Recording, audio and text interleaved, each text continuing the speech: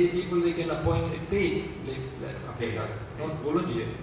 Paid Kapya who will be in the monastery to look after the money affairs.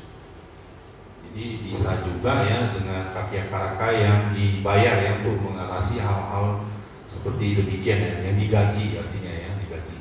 That is how the monk, on the one side he can help the children, on the other side he can help himself also not to accumulate akusala karma by using money.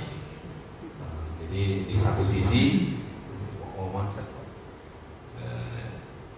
the same way I told you, so then the monk can help the children because to survive, get rid of the suffering they have. So, but on the other side, also he can help himself not to accumulate akusala karma because of handling money.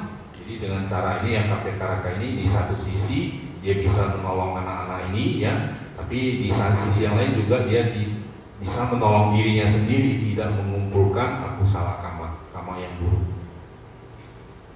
So it is where he can become a foster father. Jadi ya cara seperti itu dia bisa menjadi orang tua angkat. Which is according to the meaning, is a righteous way. Sesuai dengan Vinaya ini cara yang benar.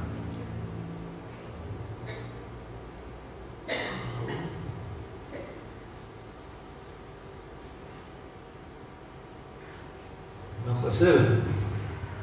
What is the prime purpose of going arms round Pindapata for a monk? Yes, very good.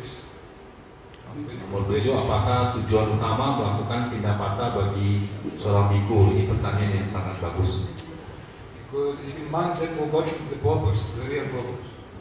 Ya, biku merupakan tujuan utamanya ya melakukan Pindapata. The real purpose actually is to give up tanha, craving. Maksud utamanya adalah untuk melepaskan kemelekatan atau tanha. Because if a monk takes his bowl to go in for Pindapata, so nothing is sure that he will get the things he likes to get. Jika seorang biku ya membawa mangkuknya melakukan Pindapata yang tidak ada jaminan dia akan mendapatkan sesuatu yang diinginkannya. I mean, in the traditional way, not in a fashionable way they do it today. Maksud Bante ini cara yang tradisional ya, bukan seperti yang cara yang modern seperti yang sekarang ya. Jadi cara yang sebenarnya yang tradisional yang dulu. Those days when we used to go for Pindapata, so then we do not know what the people are going to give us. Pada masa-masa dulu ya kita melakukan Pindapata, kita tidak tahu apa yang kita akan peroleh. Ya. Sometimes we return just 2 slices of bread only. Kadang-kadang hanya mendapatkan 2 potong roti saja. So sometimes only tea leaves and sugar. Kadang-kadang cuma dapat daun teh sama gula.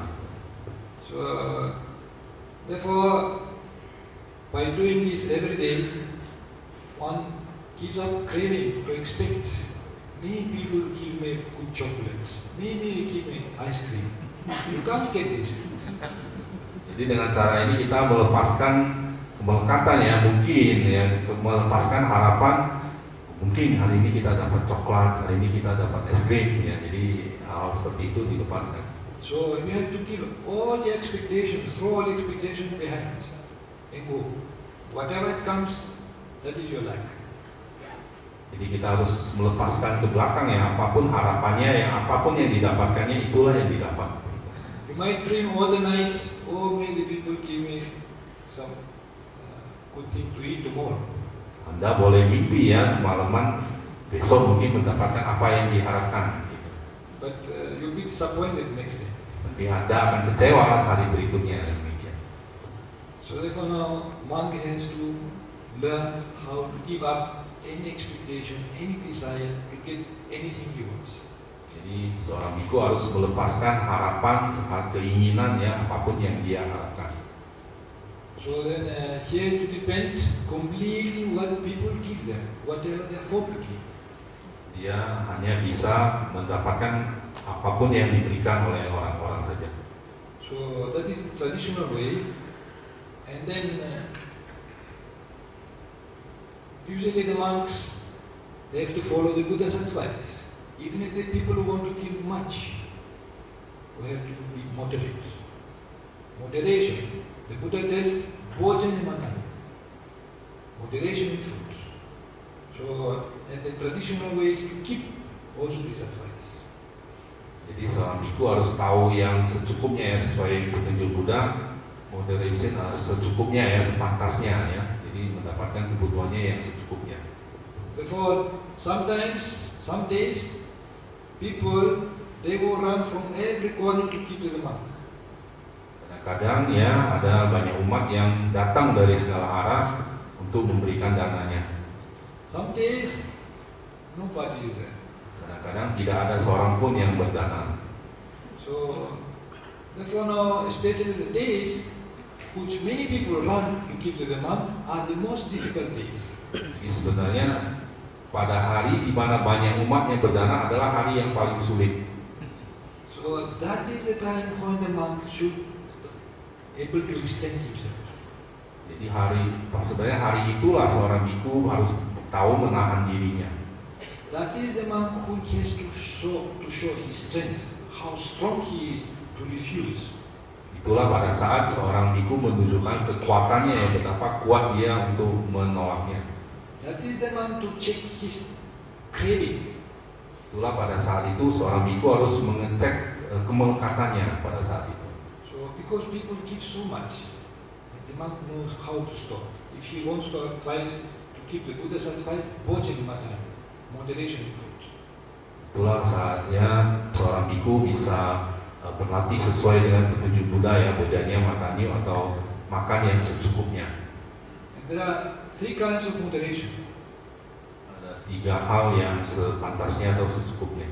The first is pariyesa matanya. Pariyesa, Hal pertama adalah pariyesa matanya, which means the monk should know moderation, which place to go and which not to go. Jadi si biku tahu yang sepantasnya mana tempat yang harus pergi, mana tempat yang tidak boleh pergi. So that is, you should not go, for example, to places where people are violent, who have no faith.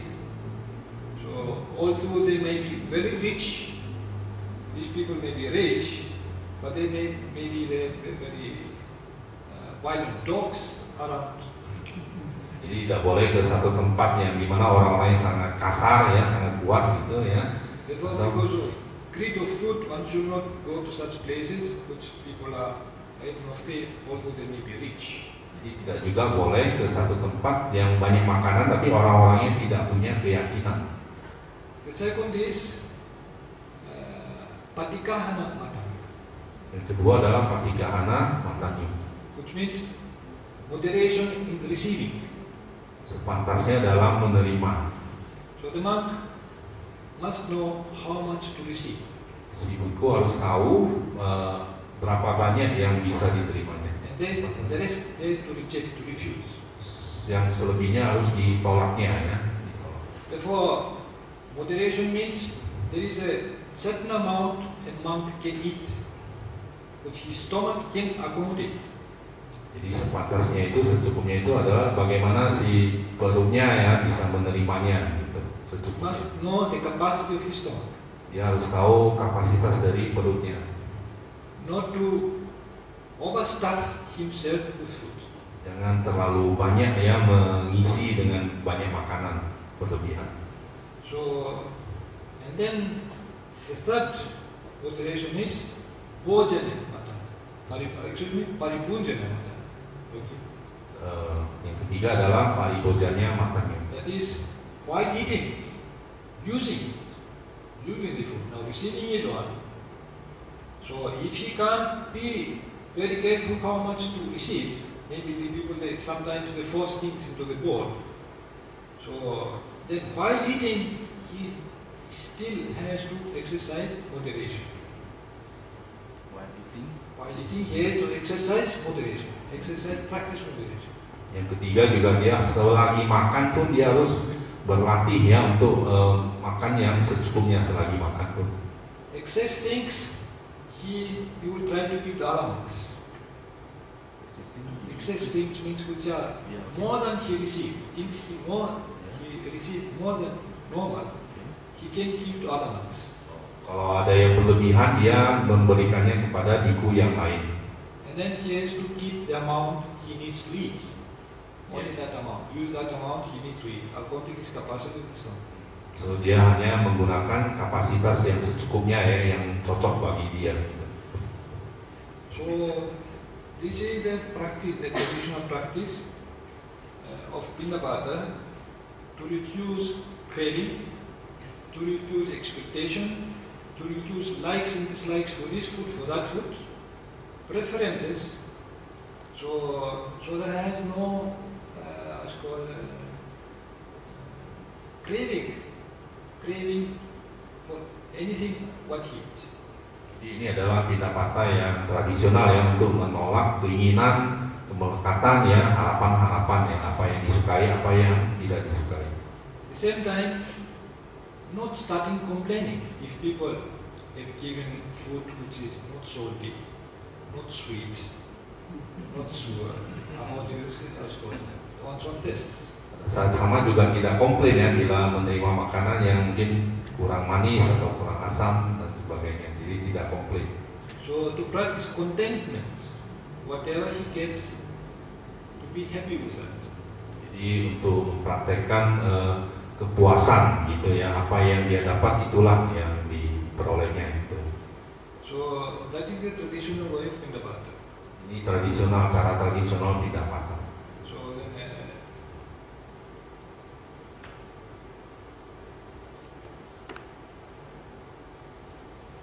that is the prime purpose. The prime purpose of going for alms, Pindapata, for a monk. Itulah tujuan utama dari Pindapata ya. Not for a show. Bukan untuk show ya, untuk pameran gitu. So not to impress others. To impress others. Untuk mengesankan ya, untuk memberi kesan. I am in the real short. Bukan untuk memberi apa kesan-kesan yang baik pada orang, bukan. So not to make oneself arrogant. Untuk membuat, bukan juga untuk membuat seseorang menjadi sombong. So not to increase one's kilesas, defilements. Bukan untuk meningkatkan kotoran batin seseorang. But as a method of renunciation, renounce. Tapi sebagai satu metode untuk pelepasan.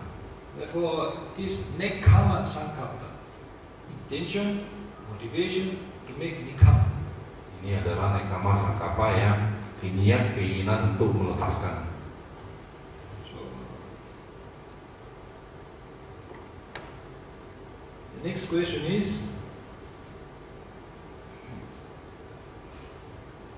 Selanjutnya, this is also fund. About fund. Is it proper for a monk or sangha to do alms round for the purpose of collecting fund? Done. Apakah pantas bila biku atau sangga mengadakan Pindapata dengan tujuan mengumpulkan dana? So, fund means usually monetary fund.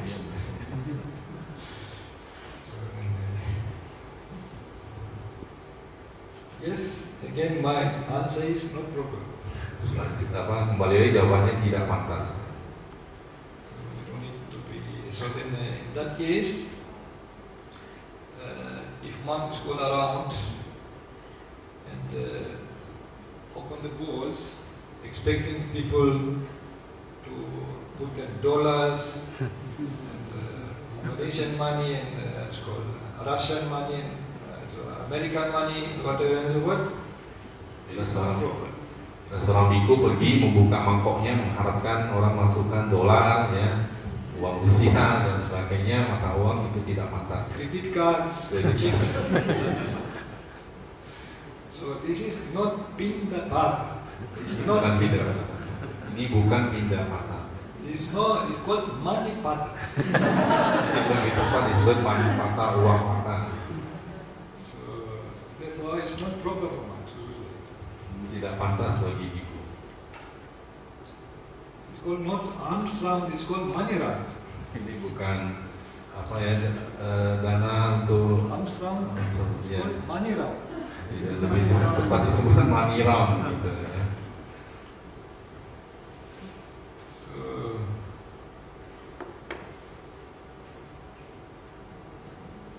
Nah, is it proper, the next question number 9, no? Is it proper for devotees to put toothbrush, toothpaste, soap, incense, slipper and money to alms bowl when he goes for alms round? maka tepat bila umat memasukkan barang-barang seperti sikat gigi, pasta gigi, sabun, rumah, sandal dan uang ke mangkuk seorang biku yang berpindah mata. Now, the Buddha allowed the bowl for monks.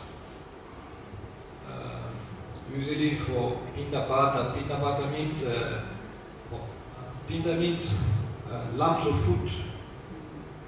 That's why it's called pinda. Is what you can put in your mouth. We say pinda. It's food which you can put in your mouth.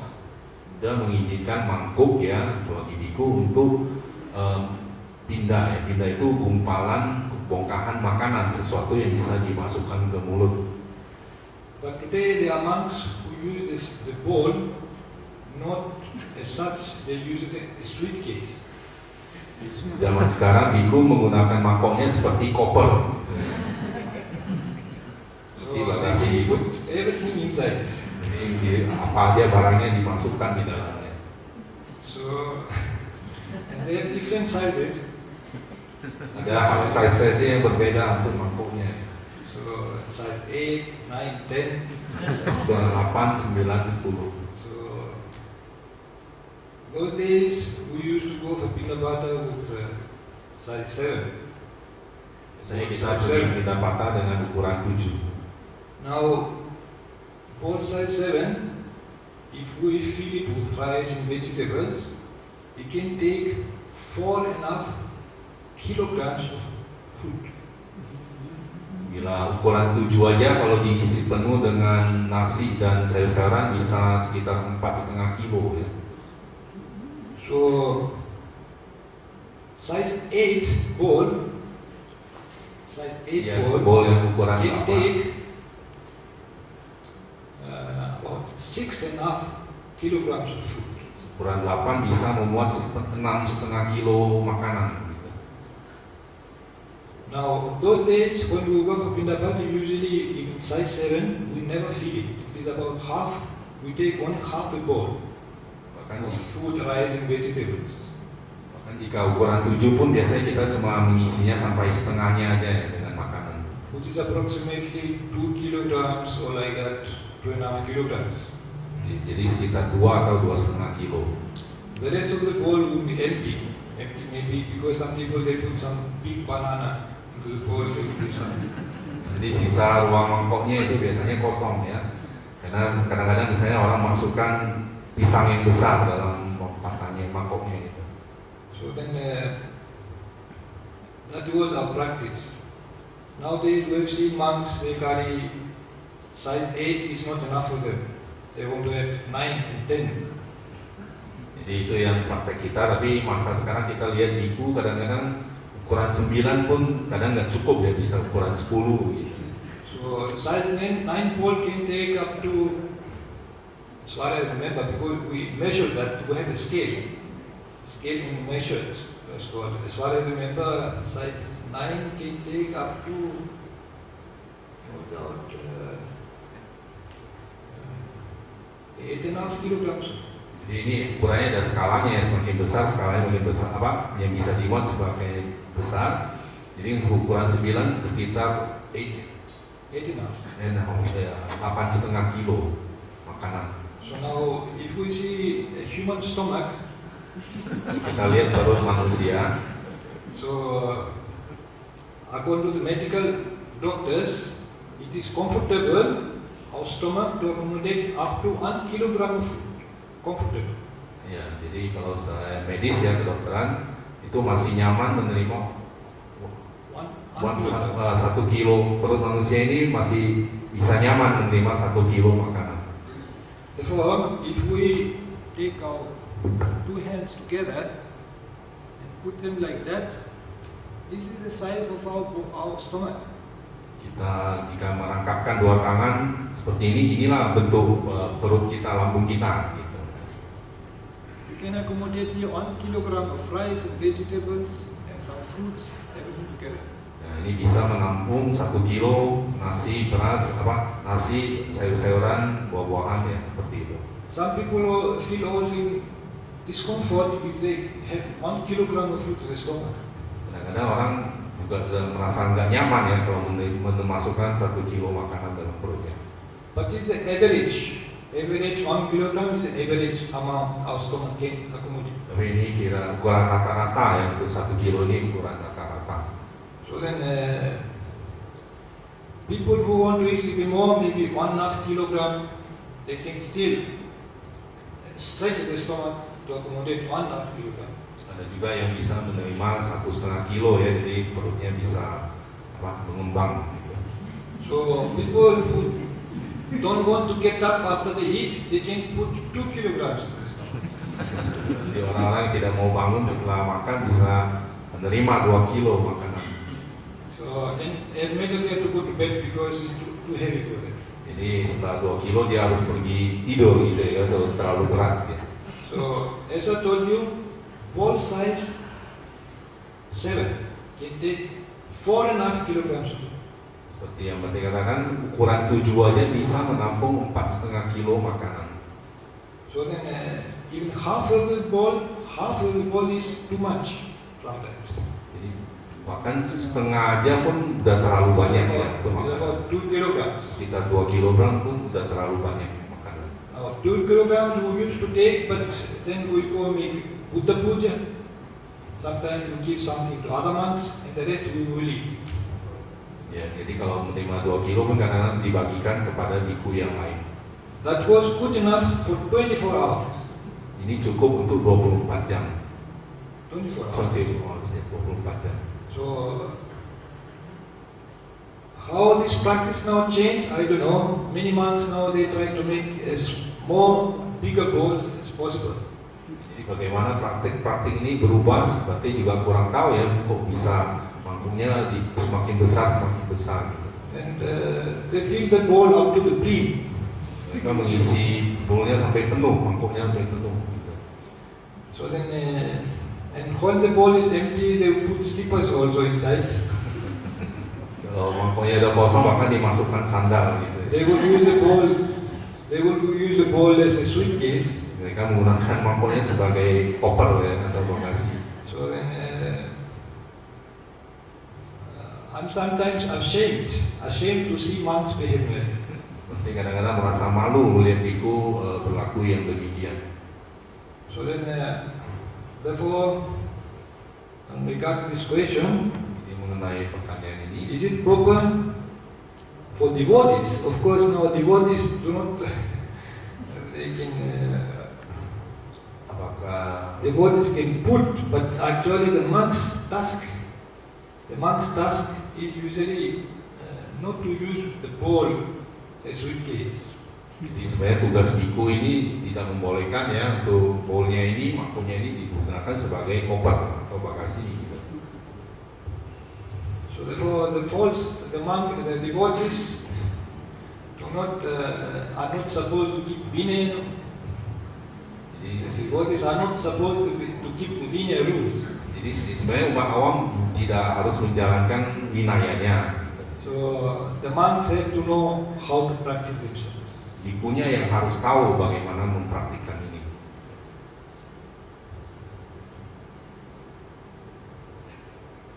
So then,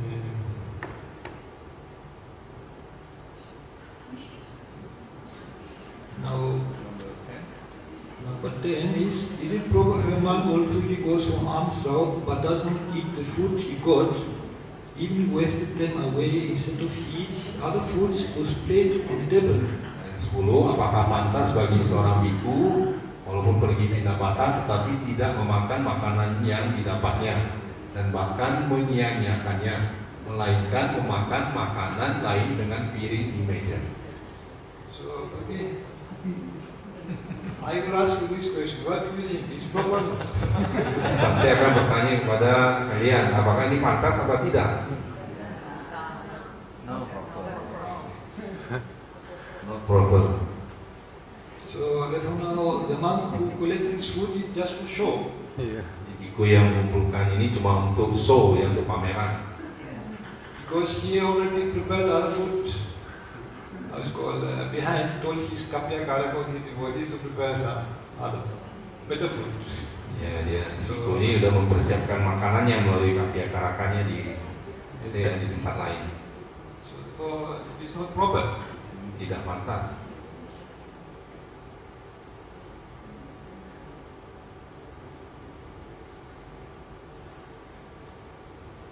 So number 11.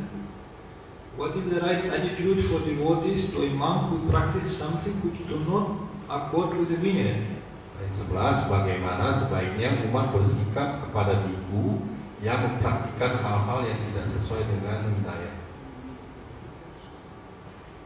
So then the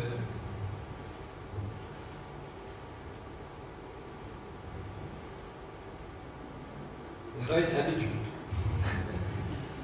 Pantas dilakukan.